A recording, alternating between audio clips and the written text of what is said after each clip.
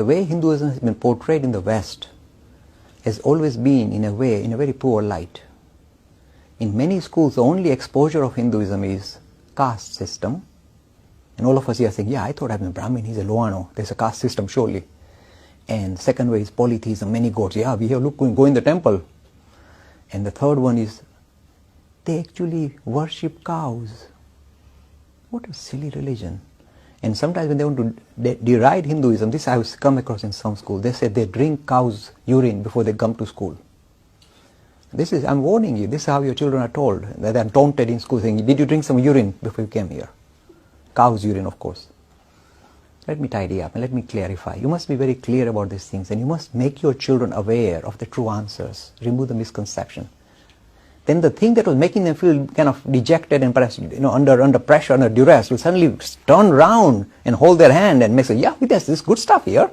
Let me tell you the story. You see, I go to lots of English schools and I say, would you eat meat? They say, sure, we eat meat. I said, fair enough, you can eat meat. I'm not here to stop you. And you see, this Rover, your dog, is getting old now. And you're going to lose him in no time because, he's getting old and you love your Rover, don't you? They say, of course we love our Rover, Mr. Lakhani. I said, there's one trick you can use whereby Rover is never parted from you. He'll be part and parcel of you forever and ever. And of course, Mr. Smith, the Englishman, said, this is fantastic. What is the way whereby I'm never separated from my Rover? And my answer would be, Mr. Smith, you eat meat. Why don't you have Rover for supper? Now you are sniggering because you know what I mean. Not me saying put Rover on the table and say let's share our dinner. But actually cook up Rover and have him for dinner. If I ever say that to any English person, immediately he'll take his stick out and chase me around the park. How dare you?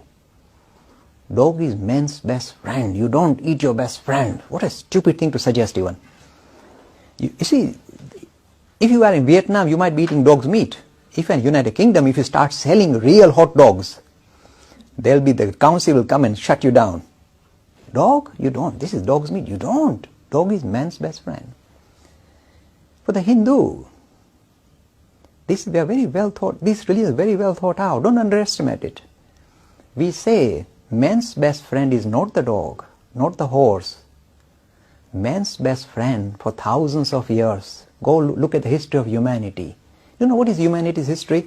Until about 10,000 years, we were roaming around, hunter-gatherers, just running around any animal we can kill and eat, and we go next to the next animal. Hunter-gatherers is the human history. The only time human beings settled down and started to farm and become a little bit civilized is when they had this lovely animal called the cow. Because it's a magic machine. On one end you put grass, other end milk comes out. So you could settle down. You had a ready flow of supply of proteins. So you could settle down and wait for your crops to grow. So this gentle animal, if we study the history of humanity, has been the major friend of humanity that allowed humanity to become civilized, to settle down and be civilized, have the space to be civilized. So we say, if you wish to pay tribute to one animal as man's best friend, it's not the dog. It's this gentle animal called the cow. So the Hindus say we must pay respect to this animal that has stood by humanity for such a long time. Not just Hindus, for whole of humanity. Must pay a tribute. And some people say, but Mr. Lakhani, then the goats give milk as well, so shouldn't you? I said, fair enough. Revere the goat as well. We don't mind. But somehow the cow has been the icon of an animal that stood by humanity. That's why it has been given this prominent position. The Hindus don't drag a cow in the temple and say, I worship you. Not that Hindu is allowed to do that, by the way. But the fact that they revere the animal, they respect the animal, because they in a way are paying tribute to what the animal has done for us.